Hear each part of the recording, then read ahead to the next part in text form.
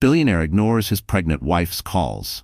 She's in surgery fighting for her life, and he collapses in regret. Christopher Hale had everything: unthinkable wealth, a hillside estate gazing over the Atlantic, and a name that commanded silent awe in the uppermost circles of global influence. But behind the facade of glamorous galas and limited-edition supercars, fractures began to form. His pregnant wife, Liana, pleaded for a moment of his attention. Just one call, a few words to comfort her at her most fragile moment.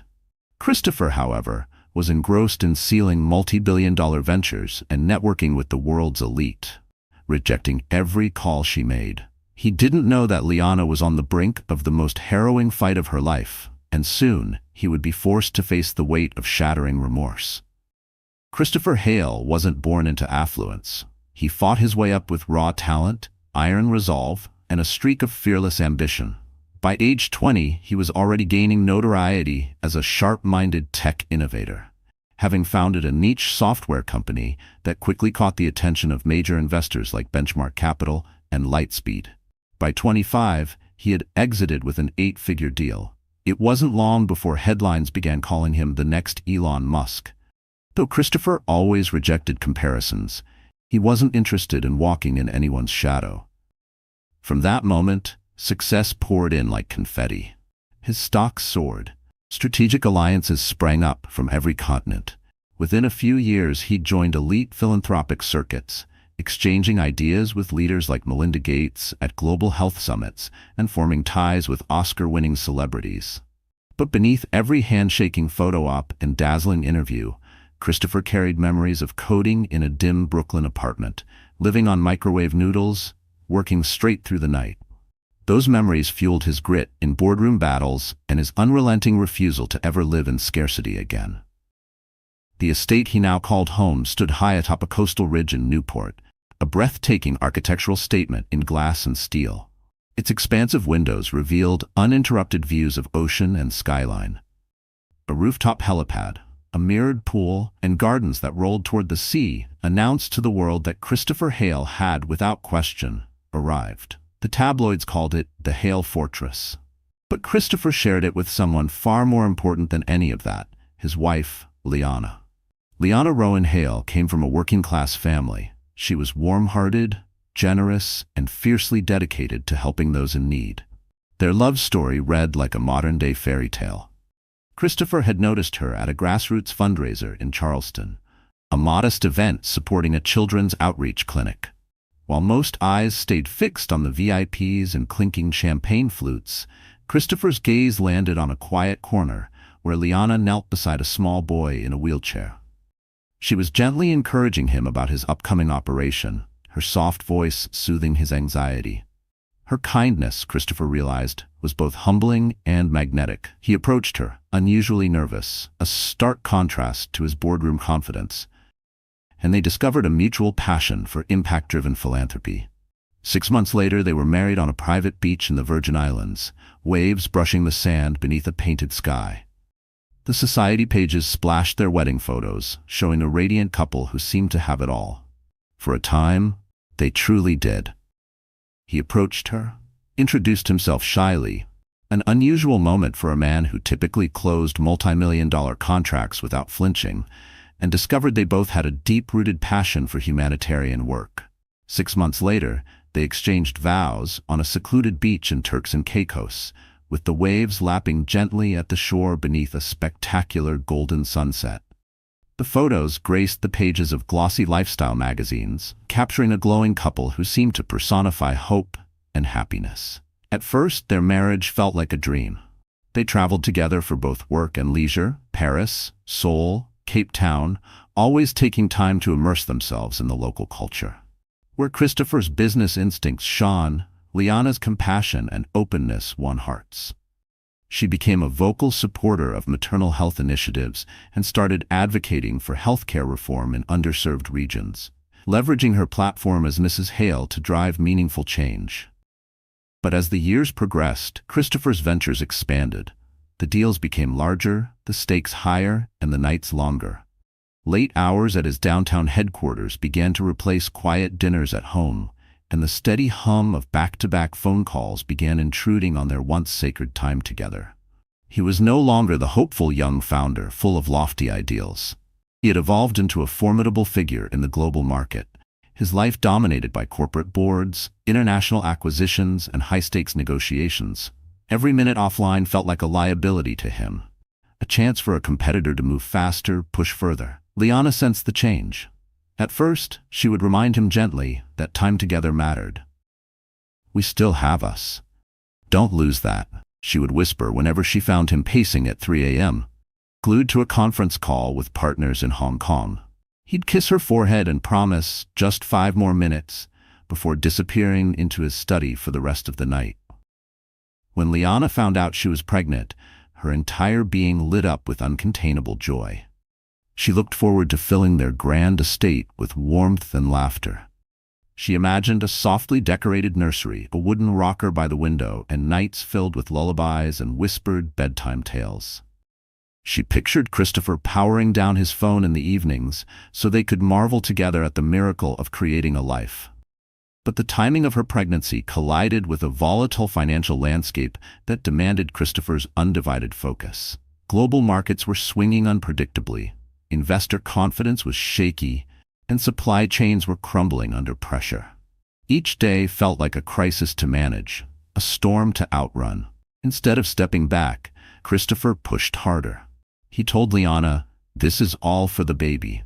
I want our child to have everything, the best life possible. Just a little longer and things will settle down." And she believed him. He had never failed her before. Still, a quiet part of her wondered, had Christopher become addicted to the game itself? It wasn't just the money anymore. It was the thrill of the negotiation, the surge of power in the boardroom, the intoxicating control of shaping futures. The power he held in the boardroom, the ability to make or break entire corporations with a single decision, was intoxicating. It was risky and exhilarating. As Liana's pregnancy progressed, she tried to remain engaged in her charitable initiatives, but her body began urging her to slow down. Small health flags started to appear, brief moments of faintness, sudden dizziness, and her obstetrician, Dr. Eliza Chan, advised her firmly to minimize stress. What she needed more than anything was Christopher's presence.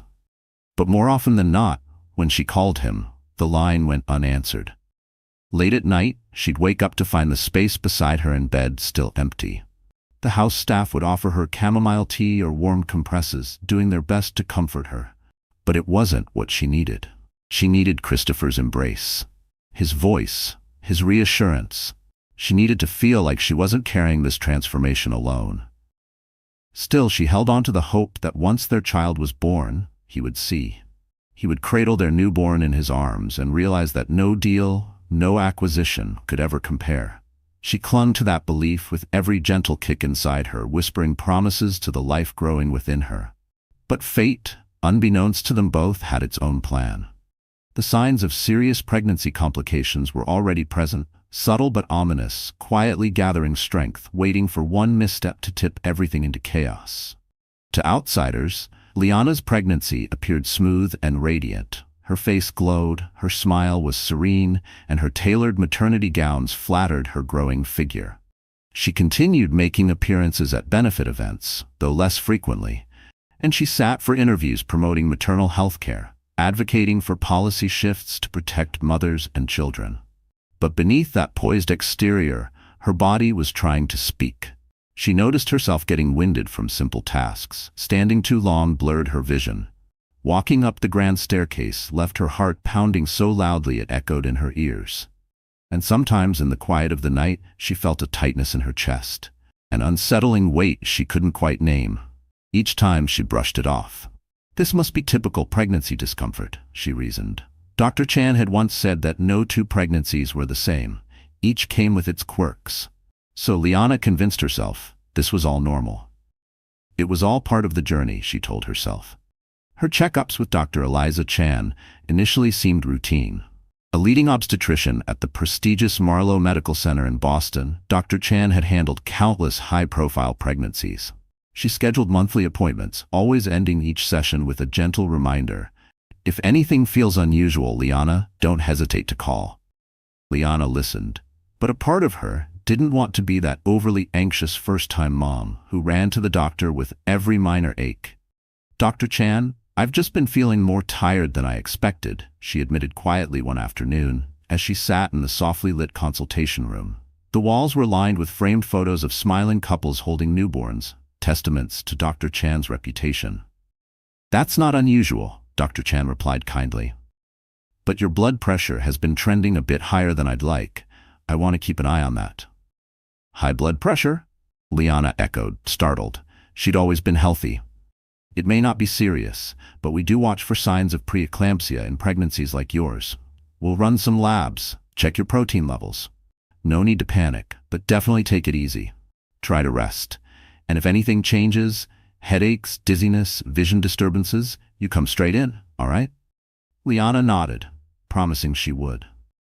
As she walked out of the clinic, a subtle chill crept into her chest, a sense of vulnerability she wasn't used to. She wrapped her arms around herself, as if to shield the tiny life growing inside her from the invisible unknown. For the first time, pregnancy no longer felt purely magical. It carried the weight of responsibility, uncertainty, and the terrifying truth that something might go wrong. That evening, she tried calling Christopher to share the update from Dr. Chan. He was in Manhattan at the time, closing a massive deal with a luxury international resort chain. Her call went to voicemail. She left a calm, composed message. "Hi, love. Dr. Chan says we need to monitor my blood pressure. Nothing alarming, just being cautious about possible preeclampsia. Call me when you get a chance. I'd really like to talk. I miss you." Later that night, under the soft amber light of the bedside lamp, she kept checking her phone. Each time, the blank screen greeted her, and her heart quietly deflated. A mix of emotions churned inside her: worry over her health, a yearning for connection, and a nagging frustration she tried to suppress. The silence felt louder with each minute. She placed a hand on her belly, whispering softly as if to the baby, "We're okay, right? He's just busy. He always calls eventually." But the longer the quiet stretched, the more alone she felt, caught between rational reassurance and a creeping ache of abandonment. Was it really too much to expect a call back from her husband when there might be a complication with their child? A week later, Christopher returned to Boston, immediately immersed in high-level meetings at Hale International's headquarters, a gleaming skyscraper in the financial district, complete with biometric security and a full executive suite occupying the top floor. That afternoon, on a spontaneous whim, Liana decided to surprise him. She brought a homemade lunch, carefully packed with help from their housekeeper, her mother's old recipe for grilled vegetable sandwiches. Her driver assisted her inside, carrying the woven basket as she stepped through the polished glass doors of Hale Tower. The lobby of Hale International felt like a portal to another reality: polished stone floors, towering glass walls, modern art sculptures, and a team of sharply dressed staff in dark suits. Every time Liana visited, she couldn't help but feel slightly out of place. Technically, she was the wife of the man who owned it all, yet the atmosphere always carried a hint of tension. People watched her with a blend of respect and curiosity. She'd grown accustomed to the glances, the whispered exchanges, and the occasional paparazzi snapping pictures outside the building. Inside the executive elevator, she tapped her foot nervously. She hoped Christopher would appreciate the gesture. Maybe they could finally sit down together, enjoy a simple lunch, talk about baby names, maybe even plan a brief getaway before her due date. It wasn't just about the meal. It was about reclaiming a moment of connection, however fleeting, amidst the widening gap between them. When the elevator doors slid open, she stepped onto the penthouse floor, where a sleek reception desk stood guard outside Christopher's private suite. "Mrs. Hale," said the receptionist, a young woman named Amara, rising quickly from behind the desk. "I wasn't expecting you today. Let me just check if Mr. Hale—" Before she could finish, Christopher's executive assistant, Julian, appeared from behind the glass doors. His face was perfectly composed, every bit the image of corporate courtesy. "Liana," he greeted her smoothly. "What a lovely surprise." She returned his smile, though something in his tone made her feel more like a disruption than a welcome guest. "I brought Christopher some lunch. Is he available?" she asked gently. Julian glanced at the screen on his tablet and hesitated. He's currently on a critical call with an international investment board. It's been on the calendar for weeks. I'm afraid I can't say when he'll be free. Liana's shoulders lowered slightly. She didn't want to impose, but a ripple of frustration stirred inside her. The warmth of anticipation she had carried now curdled into uncertainty. The basket in her hands, once a token of care, suddenly felt fragile, an offering from someone outside his orbit. "Would you mind letting him know I'm here? I don't mind waiting," she offered softly. "Of course," Julian replied with a nod. "Please, make yourself comfortable in the lounge. I'll inform him right away." The waiting area was immaculate. White leather seating, modern abstract art, and tall bamboo plants lining the walls. Liana sat down, drawing a slow breath. Her heart fluttered unsteadily, the anxiety beneath her calm exterior rising quietly. She glanced at the polished marble floor, her reflection looking back at her, blurred like her place in Christopher's world. After several long minutes, Christopher appeared. He was speaking quickly into his earpiece, not even glancing her way. "Yes, I hear you," he said, striding across the room. He raised a finger toward her briefly, signaling he needed another moment, and kept walking. "No, we're not increasing the offer. This is our final proposal. They can accept or walk. I'll have Julian send over the revisions." At last, he tapped the side of the device, muting the call. "Liana, is something wrong?" he asked, his voice edged with impatience rather than concern. She stood, forcing a smile. "I just came by to surprise you with lunch." She lifted the basket slightly. "It's your favorite, grilled vegetable sandwich, remember?" she said gently. Christopher's eyes flicked down to it, then back to the screen of his phone. "I'm sorry, Liana. I can't stop right now. We're about to finalize a major agreement in Singapore. The timing's sensitive." Her lips quivered. "I know you're busy, but Christopher, I left you messages. I'm worried. Dr. Chan says I need to take this seriously. My blood pressure is still elevated." He cut her off with a brisk nod. "Yes, I got your voicemail. Are you okay right now?" She blinked, caught off guard. I guess so. Physically, at this moment, yes, but this is ongoing, and I really need." For a brief second, Christopher hesitated. Seeing her standing there, basket in hand, eyes filled with concern, stirred something inside him. Guilt, perhaps, or shame. She looked so out of place in this world of sharp suits and power negotiations. A flicker of vulnerability passed through him, not because she was here, but because he knew he had chosen to ignore her voice too many times. His phone buzzed again. He checked it, then looked back at her. "We'll talk tonight, I promise. I just can't break away now. Thanks for the lunch. Sorry I can't eat it with you." He gave her a quick, distracted smile. "Let's do dinner, all right?" As he turned away, a deeper emotion tugged at him, one he couldn't name. It wasn't indifference. If anything, it was fear. Fear that letting go of this moment might cost him something too big to fix later. But his instincts, the ones honed in boardrooms, not nurseries, shouted louder. Without waiting for a response, he tapped his earpiece, rejoined the call, and walked away, leaving her there, clutching the basket, eyes stinging with unshed tears. She stood motionless in the pristine lounge, overwhelmed by the quiet pain of feeling unnecessary in her husband's world. That evening, he came home earlier than usual, around 8 p.m. Liana was curled up on the living room couch, flipping through a magazine without interest. He sat beside her, kissed her cheek, and offered an apology. But his phone kept vibrating, screen lighting up with alerts and messages, each one pulling his attention away. Liana didn't argue. She was too emotionally and physically tired to fight, so she stayed silent, letting him believe his presence alone made a difference, even if his thoughts were elsewhere. Still, a quiet dread was growing inside her. Her body was sending signals, subtle but persistent, urging her to listen. She could feel something was wrong, and she clung to the hope that Christopher's promise to talk later would eventually shift into something real, something supportive. Time was slipping away. She was 6 months along.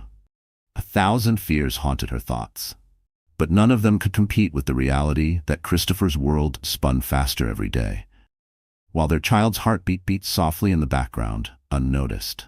What they didn't know was that every missed call, every dismissed worry, was building toward something much darker.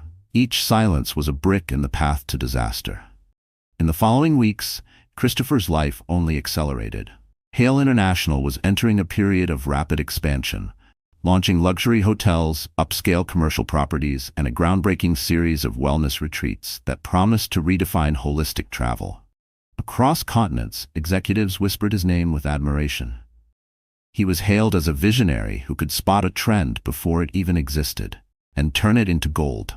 He flew from Boston to Dubai for a prestigious real estate summit, then to London for high-stakes negotiations, and made a quick stop in Hong Kong to sign a multi-million-dollar deal for health-focused resorts.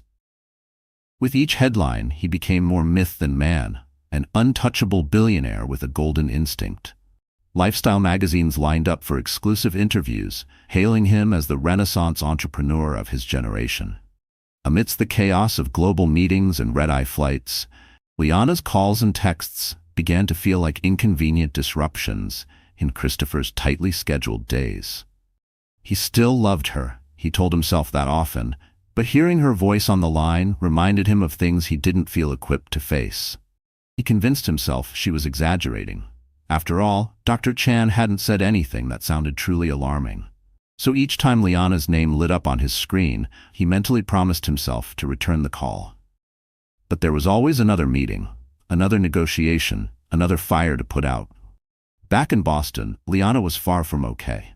Her symptoms intensified. What started as dull headaches soon escalated into piercing migraines. Her feet swelled so badly it hurt to walk, and even climbing a single set of stairs left her lightheaded and on the brink of fainting. Her visits to Dr. Chan became more frequent. At one appointment, the doctor looked visibly concerned. "I strongly recommend hospital observation. Just to be cautious," Dr. Chan urged. Her tone was firm, her expression lined with worry. "Preeclampsia isn't something we take lightly, Liana. We need to keep you and the baby stable." Liana couldn't bear the thought of being confined to a hospital room, especially not without Christopher nearby. So she bargained for a middle ground, strict bed rest at home, with a private nurse checking in daily to monitor her vitals. Dr. Chan agreed, but only on one non-negotiable term. "If anything worsens, you come in immediately. No hesitation." The days that followed were long and lonely. Bed rest turned Liana's world into a quiet cocoon. She passed the time flipping through baby name books, visualizing the life she so desperately wanted to share with Christopher. But each silence from him widened the chasm. It wasn't just his absence, it was the absence of reassurance, of partnership, of feeling seen. Every echo of her own voice in the house reminded her that she was bearing this weight alone. To distract herself, she read parenting blogs, crocheted tiny baby blankets, and reorganized the nursery over and over. But the stillness only magnified her sense of absence. Social media didn't help. Pictures of glowing mothers, happy families, and newborns filled her screen, tightening the knot of anxiety in her chest until it felt hard to breathe. One night, feeling particularly anxious, she tried calling Christopher again. He was in Singapore at the time, caught in tense renegotiations with a global hospitality partner. Her call rang until voicemail picked up. She told herself not to cry, but the tears came anyway, silent and slow. Was she asking too much? Was she being unreasonable? Selfish? A quiet guilt gnawed at her. She wanted him beside her, not for luxuries or comfort, but for presence, for shared fear, shared hope. But every unanswered call whispered the same cruel refrain, "Not now, not yet." Each voicemail she left carried the same painful contradiction, guilt for interrupting him and desperation for connection. Her mother, Eleanor Rowan, visited every day. Once calm and measured, Eleanor now wore a constant look of concern. She brought homemade soups and warm blankets, sitting by Liana's side as they chatted about baby names and painted mental pictures of a joyful future. "Your father and I are here, always," Eleanor whispered one afternoon, brushing a strand of hair from Liana's face. "No matter what happens." But Liana still felt the void left by her husband's absence. She longed for him to walk through the door, hold her, and simply say, "We're going to be okay." One night, Liana was startled awake by a sudden cramp slicing through her abdomen. A jolt of pain made her gasp aloud. As it eased, her heartbeat thundered in her chest. She grabbed her phone, 2:45 a.m. Her breathing was shallow, her hand instinctively moving to cradle her belly. "It's okay, little one," she whispered softly. "We're okay. We have to be." But her voice trembled, even as she spoke the words. It felt like she was trying to convince herself more than the child inside her. A low hum of dread pulsed beneath her ribs. Something wasn't right. She thought about calling Christopher, but paused. He was probably in a boardroom somewhere across the world, or fast asleep with his phone on silent. Even imagining his phone ringing unanswered left her feeling smaller, invisible in a world where deals came first. Instead, she rang the on-call private nurse. The nurse arrived quickly, ran a full assessment, and found her blood pressure dangerously elevated. She urged Liana to go to the hospital, but after an hour of rest and hydration, the pain subsided, and Liana, drained and frightened, insisted it must have been a false alarm. Eventually, she drifted back into uneasy sleep, silent tears dampening her pillow. She clutched a throw pillow to her chest, not for warmth, but for comfort. Something, anything, to fill the absence beside her. A few days later, Christopher finally returned to Boston. It was well past midnight when he stepped into the house, hoping to slip into bed unnoticed. But to his surprise, he found Liana awake in the living room, wearing a robe. Her hair was tousled, her eyes puffy. Relief and anger warred on her face. She rose slowly, one hand cradling her belly. "You're home," she whispered, her voice trembling. He exhaled, setting down his suitcase. "I'm sorry it's so late. The flight was delayed." "How are you?" The question came out flat, robotic, like he was asking a colleague how a meeting had gone. Liana stared at him, eyes glistening. "How do you think I am, Christopher?" Her voice cracked. "I'm scared. My blood pressure's climbing. The baby, our baby, is at risk." Christopher's expression faltered, guilt flickering across his face. "Why didn't you go to the hospital?" he asked gently. "You know we can afford the best, private care, whatever you need."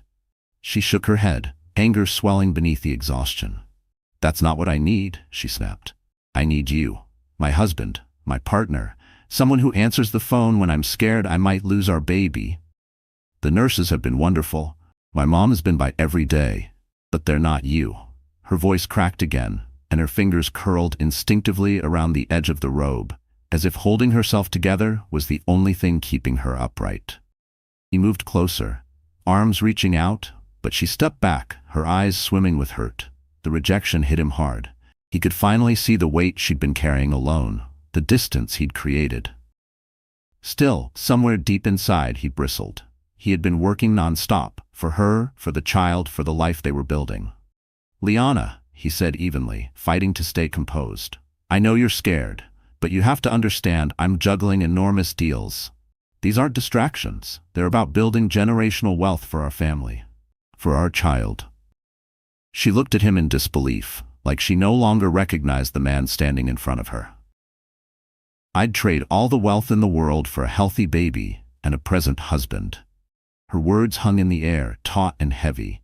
A tense silence settled between them. Christopher glanced around the grand living room. Vaulted ceilings, curated artwork, the delicate scent of fresh lilies drifting from the arrangement on the coffee table. He stood in the middle of everything money could buy, yet he felt utterly powerless. "All right," he said softly, stepping toward her, placing a tentative hand on her shoulder. "I'm here now. Let me fix this. I'll cancel a few meetings, we'll go to Dr. Chan together, and if things are serious, I swear, I'll put it all on hold." Liana's eyes locked with his, searching for honesty in his face. After a long pause, she nodded.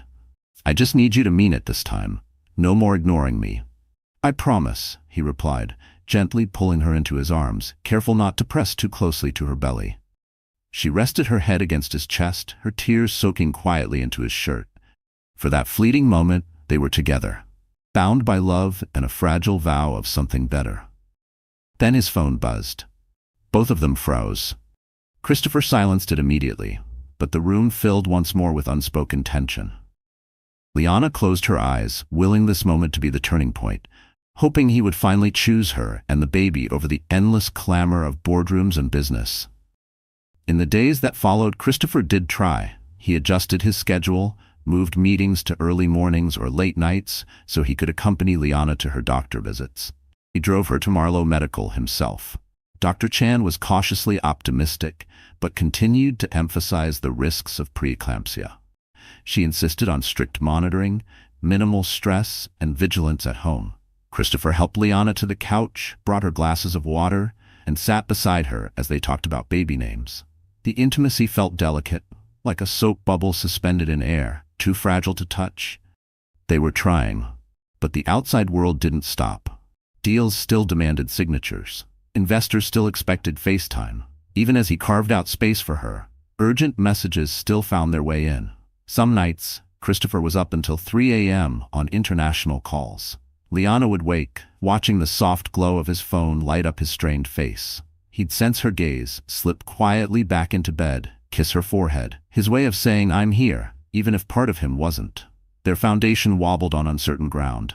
Love was present, yes, but so was exhaustion. Reality chipped away at their efforts. And in the background, something unseen waited. A complication that no contract or checkbook could fend off. Like a silent storm gathering strength. The day everything changed began with sunlight flooding their Boston estate in warm gold. The sky glowed in vibrant shades of pink and orange, a peaceful canvas that offered no hint of what lay ahead. Liana woke with a dull, pressing headache. She instinctively reached for her phone, checking for a message from Christopher. He had left early that morning for what he described as an absolutely unmissable meeting. No note. No text. No missed call. Just a hollow space in their shared bed. Liana closed her eyes, breathing in slowly, telling herself to stay calm. Stress would only make things worse. She repeated silently that he must have had no choice, that this meeting was crucial enough to justify slipping out before dawn. Her nurse was scheduled to arrive within a couple of hours to check her vitals. In the meantime, she sat on the couch with a mug of herbal tea and a newborn care book, trying to calm the restless flutter in her stomach. Meanwhile, Christopher was across the city at the Millionaire Hall, an exclusive venue in downtown Boston reserved for high-level gatherings. Today, he was hosting executives from Bort International, a powerful European conglomerate led by CEO Christophe Moreau. If Christopher could lock in this partnership, it would elevate Hale International to a dominant position in the European luxury market. Media speculation had already begun swirling about a possible multi-billion-dollar alliance. The boardroom was a masterpiece of design. Floor-to-ceiling windows offered a breathtaking view of the skyline. A sleek mahogany table stretched across the room beneath recessed lighting. Stylized water carafes, crystal glasses, and a selection of gourmet pastries adorned the center. Christopher and his team were polished to perfection. Tailored suits, calm confidence. He looked the part. Navy suit, burgundy tie, every hair in place. His posture was perfect, unshaken, but behind the composed mask a pang of guilt simmered. He had left Liana again, despite promising he wouldn't, despite knowing how fragile things had become. Still, the scale of this deal drowned out the whisper of doubt. This wasn't just another opportunity. It was the opportunity.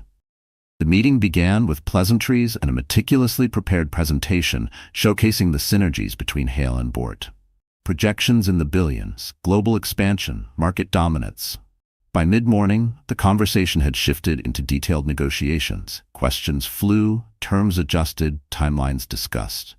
Christopher's phone vibrated several times, but he ignored it. He'd instructed Julian to screen his calls. If Liana reached out, Julian would notify him privately. But so far, no message. 2 hours in, the air in the room was electric. They were closing in on a preliminary agreement, ambition hanging heavy in the space like fine cologne. Just past noon, the group broke for a recess.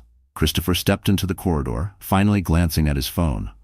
There were missed calls from an unfamiliar local number and a text from Julian that read, "We have an urgent situation regarding Mrs. Hale." His pulse quickened. Without hesitation, he called Julian. "Christopher?" Julian answered instantly, voice taut. "What's going on?" Christopher demanded. "Liana's nurse tried calling you. She couldn't get through. Liana collapsed at home. They've taken her to Marlowe Medical." The words struck Christopher like a hammer to the chest. His breath caught. "What do you mean? Collapsed?" he asked, his voice tight with fear. "It's serious," Julian said. "Her blood pressure spiked. They're running emergency tests now. Dr.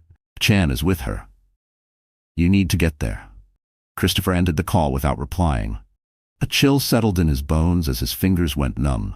In the boardroom, executives waited for his return, but in that instant, none of it mattered.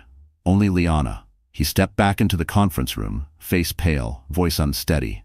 "I'm sorry, I have to excuse myself," he said, addressing Christophe Moreau and the Bort team. There's a family emergency. My team will continue in my absence. Without waiting for a reply, he grabbed his briefcase and left, ignoring the wave of concern and confusion behind him. Outside, his driver, Marcus, stood by the black SUV. "To Marlowe Medical," Christopher barked, his voice shaking. The drive felt eternal. Every red light, every sluggish car in front of them felt like a personal assault. His foot tapped involuntarily. His hands balled into fists. He thought about every call from Liana he hadn't answered, every message he'd dismissed as poor timing. The guilt was deafening. He tried calling Dr. Chan, straight to voicemail. His throat tightened, panic clawing at him. When they finally arrived at the hospital, Christopher pushed through the glass doors and made a beeline for the maternity unit. A nurse, tense and wide-eyed, pointed him toward a waiting area. Eleanor sat there, hunched forward, her eyes puffy and red. "What happened?" he asked, voice cracking. Eleanor looked up, her gaze a mix of anguish and fury. "Where were you, Christopher?" "She's been calling and calling. Her nurse found her unconscious." Her voice wavered. "They said it's a severe case of preeclampsia, possibly HELP syndrome." The acronym hit him like a punch. His knees buckled slightly, and he had to fight to stay upright. "Where is she now?" "They're taking her into emergency surgery." "A C-section," Eleanor whispered. "She's only 7 months along, but they can't wait." The baby's heart rate was dropping. Christopher stood frozen, powerless. Everything slowed. The lights above felt harsh, the sterile white walls closed in around him like a cage. His mind scrambled for something, anything to say. But his throat clenched too tightly to speak. Then Dr. Eliza Chan emerged from the double doors, her expression steeled by experience, yet shadowed by real concern. Her scrubs were wrinkled, her tone calm but urgent. "Liana's condition is critical," she said, raising a hand as he tried to speak. "We're performing an emergency C-section. It's the only way to save both mother and child. Her blood pressure is dangerously high. Her liver enzymes are elevated. Platelets are dropping. This is classic HELP syndrome." "HELP syndrome, we need to act fast." Christopher swallowed hard. "But she'll survive, right? And the baby?" "We're doing everything we can," Dr. Chan replied, her expression tight with focus. "Pray." With that, the doctor turned and disappeared through the surgical doors. Christopher collapsed into a nearby chair. Eleanor sank down beside him, tears streaking silently down her face. He hesitated, then reached for her hand, unsure if he even had the right to seek comfort from the woman whose daughter he had neglected so profoundly. They sat in silence. Minutes crawled by, each one heavier than the last. Every second stretched into eternity. Christopher's thoughts churned. Memories of ignored calls, dismissed concerns, promises made without conviction. Every time he'd prioritized a deal over the life forming inside Liana's womb, now felt like a sharp blade carving into his conscience. He began to pray, not in any practiced way but in desperate pleas. "Please, give me another chance. Let them live. I'll change. I swear." In the operating room, surgical lights glared over Liana's unconscious body. The medical team moved in swift, synchronized rhythm. Dr. Chan led with commanding precision, calling out instructions to nurses and the anesthesiologist. The baby was in distress. Liana's vitals were unstable, her heart rate spiking and crashing erratically. Outside, more family members began to arrive. Liana's younger sister Melinda rushed in alongside several close friends. Faces were pale, eyes rimmed with red. Soft murmurs of concern passed between them, but nothing dulled the edge of fear. For Christopher, despite the crowd, the loneliness was suffocating. He had never felt more isolated in his life. At last, another doctor emerged through the swinging doors. He pulled down his surgical mask slowly. "Mr. Hale?" Christopher stood on shaky legs, Eleanor right behind him. "Yes," he breathed. The doctor gave a weary but steady nod. "We were able to deliver the baby, a boy. He's premature but stable for now. He's been moved to the neonatal intensive care unit." Christopher's heart surged for a second, but then the doctor continued. "Liana's condition remains very serious. Her blood pressure is still critically high. She's lost a significant amount of blood. We're doing everything we can to manage possible organ damage." Relief for his son was instantly eclipsed by dread for Liana. "Can I see her?" "She's in recovery, still unconscious and still in danger. But yes, you can go in, briefly." Gripping Eleanor's hand, Christopher moved slowly down the corridor toward the recovery ward, his heart beat loud in his ears. Inside the room, the sounds of beeping monitors filled the air. Liana lay pale and unmoving in the bed, surrounded by tubes and wires. Her face looked almost unfamiliar, drained of color, drawn thin by the ordeal. An IV fed medication into her arm, while machines tracked every heartbeat, every breath. While monitors displayed a steady stream of fluctuating data, Christopher moved cautiously toward the hospital bed, terrified of doing anything that might worsen her condition. He gently brushed a strand of hair from Liana's forehead, startled by how cold her skin felt. "Liana," he whispered, his voice cracking. "I'm here. I'm so sorry." Her eyelids fluttered slightly, as if trying to respond, but she remained unconscious. A nurse entered quietly, checking the IV drip and adjusting the monitor settings. Christopher lingered by the bedside, helpless and desperate. "Will she wake up soon?" he asked, his voice tight with fear. The nurse answered with quiet reassurance. "We hope so. Her body's been through a tremendous shock. Right now she just needs time to stabilize. The next 24 hours are critical." Her tone was calm, but Christopher caught the slight hesitation in her voice, the practiced balance between hope and caution that only came from years of witnessing uncertain recoveries. He nodded and stepped aside, giving the nurse space to work. Then his eyes returned to his wife. Still, pale, silent. In his mind, flashes of their life together began to rise. He saw her again on their wedding day, radiant under the golden sunset of the Nantucket beach where they'd exchanged vows. He remembered spotting her for the first time at that charity fundraiser for the children's hospital, how her gentleness with a sick child had pierced through the noise of the crowd and stolen his attention entirely. In those memories, he saw a man who had once sworn to protect her, love her, put her first. Where had that man gone? Guilt surged inside him like a crashing wave. He sank into a chair beside the bed and buried his face in his hands. This was his fault. All of it. The silence in the room was deafening, interrupted only by the soft beep of machines, each one a cruel reminder of how close he had come to losing everything. He should have noticed the signs, should have been present, should have put everything on hold to be by her side. But instead he had been consumed by meetings, mergers, accolades, and ambitions, while the real crisis unfolded quietly at home. Eleanor placed a hand gently on his shoulder. "I believe she'll make it," she said, her voice trembling with restrained emotion. "She's strong, and she loves you." Her words were meant to comfort, but they only deepened the ache in his chest. He didn't feel worthy of that love. Not anymore. Christopher nodded, tears slipping freely down his face. No words could convey the depth of remorse weighing down his heart. He remained by her side, whispering prayers into the quiet, pleas for her to return, for just one more chance. While Liana battled for her life, their newborn son faced his own fight inside the neonatal intensive care unit. Eventually, Christopher mustered the strength to leave Liana's side and visit the NICU, accompanied by Eleanor and a kind nurse named Rachel Evans. Rachel had worked in neonatal care for years, known across the hospital for her gentle touch and unwavering compassion. She had seen tiny, vulnerable babies fight the odds and win. She hoped, sincerely, that the Hale baby would be one of them. Inside the softly lit NICU, rows of incubators lined the walls, each one sheltering a fragile life. The hush of the NICU was broken only by the quiet hum of machines and the soft, rhythmic beeping of monitors. Christopher stood silently beside the incubator labeled Baby Boy Hale, staring down with tear-filled eyes at the fragile figure inside. His newborn son, fighting to breathe through tiny tubes and a web of wires. "He's just about 3 pounds, Rachel Evans explained gently.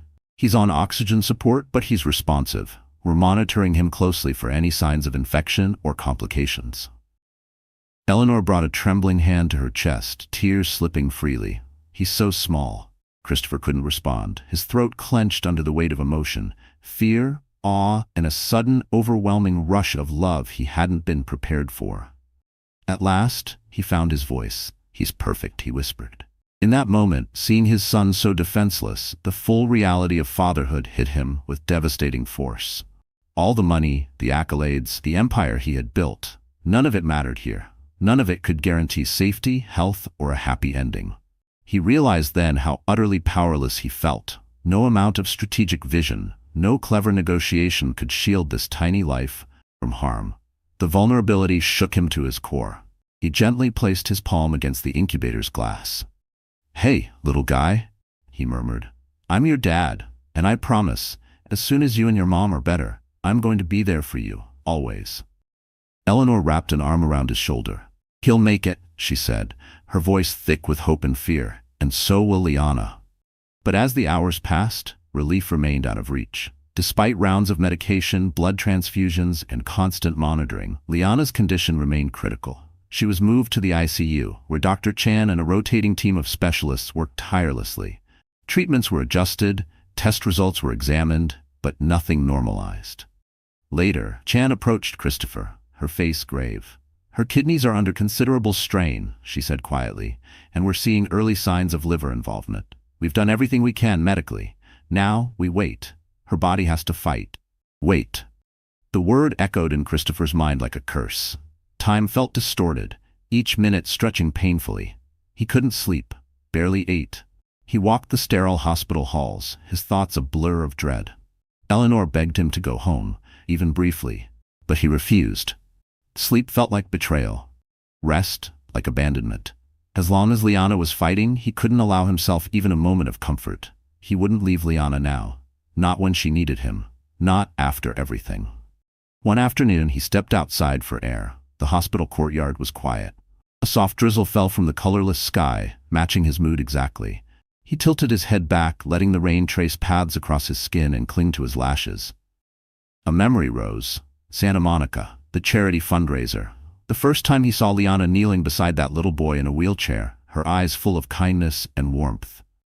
Back then she was a stranger, yet she had radiated compassion. She had become the compass by which he measured everything good. She reminded him of what truly mattered in a world driven by ego and greed. But somewhere along the way, he had veered off course. He pulled out his phone, the device that had once symbolized endless demands, and stared at his lock screen. A photo of him and Liana, taken on a yacht during happier times, both smiling into the sunlight, frozen in a moment before things became so complicated. His thumb hovered over the contact list. For a moment, he considered it, canceling every deal, stepping down as CEO, even selling Hale International if that was what it took to earn a second chance with Liana. No contract, no business conquest was worth continuing in a world where she didn't exist. With hands trembling, Christopher called Julian. It rang once, then twice. Finally, it connected. "Christopher, how is everything?" Julian asked, clearly on edge. "Postpone everything," Christopher said firmly. "Every meeting, every call. I don't know when I'll be available, and if they push back, tell them it's a life-or-death family emergency." He hesitated, his voice cracked. "And if that means losing the deal, so be it." There was a pause. Then Julian's voice, steady but gentle. "I understand. It's done." Christopher ended the call, slipping the phone back into his pocket. Rain began to fall harder now, but he didn't care. He stayed in the courtyard, eyes to the sky, letting the droplets run down his face, trying somehow to wash away the guilt that clung to every inch of him. The cold wetness soaked through his shirt and into his bones, but was nothing compared to the storm inside him. Every raindrop felt like penance, each one whispering, "Too late, too late." He welcomed the punishment. He murmured a quiet prayer. "Please, just let her be okay. I'll give up everything if she can come back to me." Liana's condition remained fragile over the next 48 hours. Christopher lived in a state of suspended terror, drifting between the ICU and the NICU, refusing to go home or rest for more than a few moments. He curled up in rigid chairs, woken by the smallest sounds, a soft monitor alarm, footsteps in the hallway. Every time he blinked, he saw her face pale, still, surrounded by machines. Even in sleep, images haunted him. Liana calling his name, her voice echoing in corridors of regret. He jolted awake more than once, sweat mixing with tears. He spent time with the baby too, watching that fragile, flickering heartbeat on the monitor, praying silently as the boy drew breath after breath under the hum of the NICU incubator. Doctors were cautiously optimistic. The baby was responding well, gaining a sliver of strength each day, but they warned Christopher to brace for any outcome. Premature infants were unpredictable. When he was alone, the weight of remorse became unbearable. Christopher relived every moment he failed Liana, every call ignored, every plea brushed aside. He remembered the lunch she brought to his office, how he barely looked at her before brushing her off. The guilt carved into his conscience like a dull, constant blade. There were moments he pressed his palms to his eyes, wishing he could rewind time, just once, go back, choose differently, be the man he promised he would be. Late on the second night, the corridor outside the ICU was silent, the air heavy with stillness. Then, footsteps, slow, approaching. Dr. Eliza Chan. She looked drained, her shoulders slumped from exhaustion, but in her eyes a flicker, a glimmer of something Christopher hadn't seen in days. Hope. Christopher, Dr. Chan said softly, Liana's blood pressure is finally coming down. Her kidney function is still fragile, but we're seeing steady improvement. She glanced at the chart in her hand. Her labs are looking better now. Christopher let out a breath he hadn't realized he was holding, a shaky, disbelieving exhale.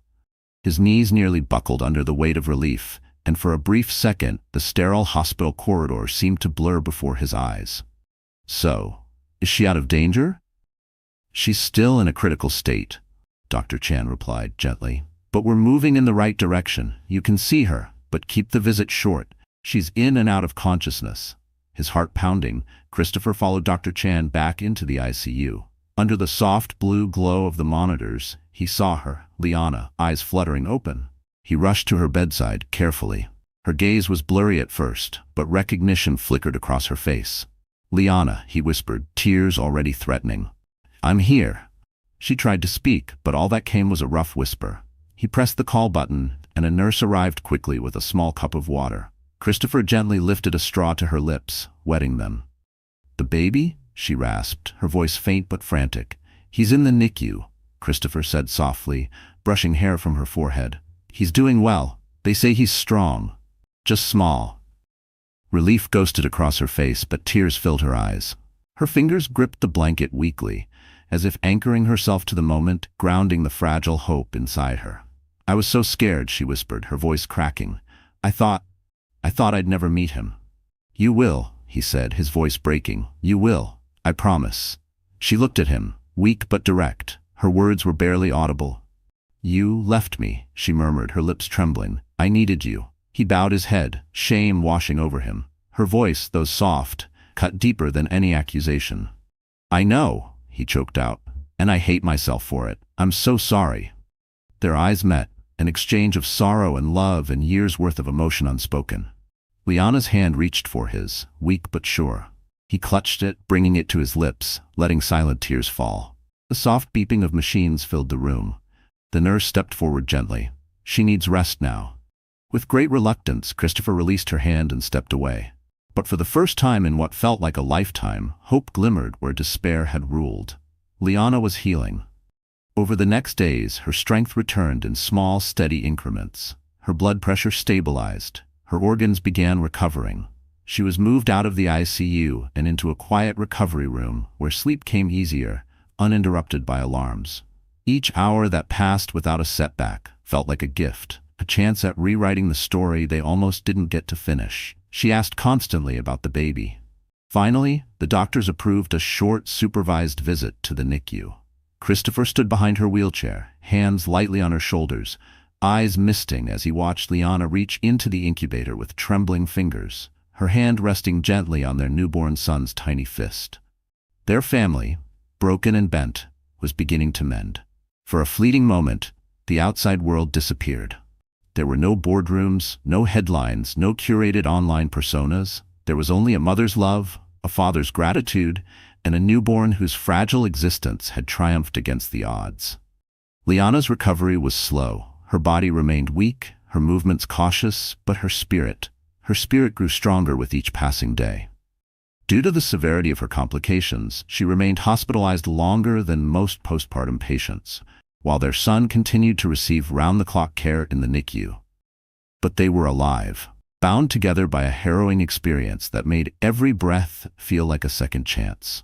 During this period, Christopher never left the hospital. He was always there, fetching water, adjusting window shades, helping Liana with pillows, lifting her gently when she needed support. The corporate titan, once glued to his phone, now kept the device silenced, except for the rare message from Julian about matters deemed absolutely urgent. Even then, he had handed much of Hale International's leadership to his executive team. instructing them to keep the ship afloat in his absence. In some circles, his absence might have seemed like weakness. But to Christopher, it was the greatest strength he had ever shown, being present for his wife and son, being the man they needed. Though nurses and doctors often recognized him, and yes, a few even dared to ask for photos, Christopher declined all publicity. He sidestepped the reporters waiting outside. He didn't care about appearances anymore. All that mattered was Liana and their baby. As the days passed, the conversations that once seemed impossible began to take place, in hushed tones beneath the soft hiss of oxygen machines and rhythmic beeps of monitors. Liana, voice growing steadier, spoke of her fear and isolation. She told Christopher how deeply abandoned she had felt, how helpless and invisible. He listened, really listened, and he cried. He apologized, not with grand speeches, but with the humility of a man who had finally faced his failings. She forgave him, not in one moment, but slowly, carefully, piece by piece. The love was still there, but trust would take time. One morning her hand found his. The grip was faint, but unmistakably firm. "Promise me," she said, eyes fixed on his. "No deal, no business, no matter how massive, will ever come before us again." He brought his forehead to hers, his voice a vow. "I promise. You and our son are everything." In the hallway, staff began to refer to him affectionately as the Shadow, because he never left her side. Nurses like Rachel Evans often remarked on how rarely they saw a partner so present, so devoted. Their words pierced Christopher's heart, because they were a reminder of who he hadn't always been. As their son grew stronger, the tubes began to come off. One unforgettable afternoon, the medical team showed Liana how to do kangaroo care. Skin-to-skin bonding with her baby. She trembled slightly as she held him to her chest, and when his tiny fingers wrapped around hers in a soft, instinctive grip, she broke into quiet sobs. Christopher stood nearby, watching in awe, tears glistening as their son reached out and opened his hand, seeking warmth, seeking safety, seeking the love that had been waiting all along. They named him Caleb, meaning faithful or devotion, a name that felt perfect after everything they'd endured. Weeks passed. Liana's recovery continued steadily. Caleb remained in the NICU, gaining strength under the watchful eyes of the neonatal team. Christopher refused to leave. He only returned briefly to their Boston home for fresh clothes, returning within hours. Each day brought small triumphs. Caleb gaining weight, regulating his breathing. Watching his son fight for every milestone, Christopher realized just how insignificant his business triumphs had become in comparison. Meanwhile, Hale International was under pressure. Shareholder tensions rose, and the once promising Bort International deal stagnated. When Julian updated him about missed deadlines and board unrest, Christopher met the concerns with unwavering calm. "If the deal dies, it dies," he said. "My family comes first." Julian was surprised but respected his stance. Quietly, he handled the corporate fallout, privately admiring the transformation in his once relentlessly driven CEO. Though still recovering, Liana found joy in visiting Caleb's incubator, reading him lullabies, whispering gentle reassurances, and stroking his tiny hands. Late at night, she and Christopher talked, apologies flowing, promises made for a different future. One gentle conversation at a time, they began mending the broken parts of their bond. Outside the hospital walls, the business world waited. But Christopher no longer felt pulled by it. His devotion was with Liana and Caleb, and in that miracle, he discovered life's truest riches. Weeks later, under the NICU team's dedicated care, Caleb was finally strong enough to go home. Liana, though still regaining her strength, wept as she carried him through the doors of their home, where a welcome home banner swayed gently. The nursery, once still and silent, now buzzed with warmth, soft toys, glowing nightlights, and the soothing hum of lullabies. Christopher, transformed, protective, humbled, marveled at how Caleb's tiny fingers clung to his. Each day brought new challenges, feedings, diaper changes, doctor visits, and yet each one felt like a blessing. He delegated Hale International's day-to-day to trusted executives. No global venture mattered more than his wife and son. One evening, as the Boston skyline shimmered through their penthouse windows, Liana held Caleb close and asked, "Do you regret stepping back?" Christopher shook his head, voice filled with quiet gratitude. "Only that I didn't do it sooner." They exchanged a look, a vow without words. Never again would ambition come before family. In the following months, Christopher restructured parts of the company, proving to investors that leadership didn't mean sacrificing what mattered most. A landmark deal with Bellard & Co. affirmed that ethical success was still success. At home, Liana healed, and with grace and strength returned to her passion, advocating for maternal health. During her first public speech, she spoke candidly about high-risk pregnancies and her ordeal. Christopher stood off stage, cradling Caleb, eyes misted with pride. They had nearly lost everything. But love and second chances prevailed. In the end, Christopher Hale learned a lesson no billion-dollar merger could ever teach: that life's true wealth is not counted in profits or partnerships, but in presence, in love, in family. From the brink of tragedy, he emerged changed, a man who stepped back from an empire to cherish what he nearly lost: a healthy baby, a healing wife, and a promise to never let go again. So the story has come to an end, dear friends. You're still here, aren't you? If you've stayed with us this far, there's a good chance something in this story has touched your heart in a way you didn't expect.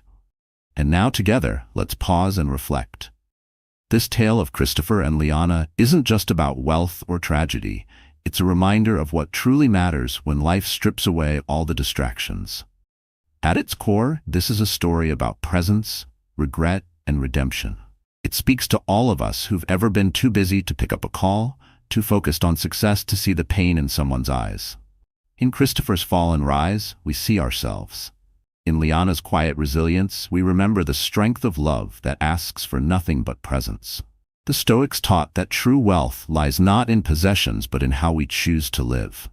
As Marcus Aurelius once wrote, "You could leave life right now. Let that determine what you do and say and think." That urgency, the preciousness of now, is what Christopher forgot, and what he fought so hard to reclaim. So, if you're holding on to something unfinished, a call you haven't made, a hug you've postponed, maybe today's the day. Maybe this story is your nudge. And if this journey meant something to you, if it stirred something honest and raw, then share it. With someone who needs to be reminded, with someone who's always busy, with someone who might need a second chance. Like, share. Subscribe to this channel. Let's keep telling stories that heal, that wake us up, that say what needs to be said. Because, in the end, it's not the empire you build, but the people you come home to, that define your legacy.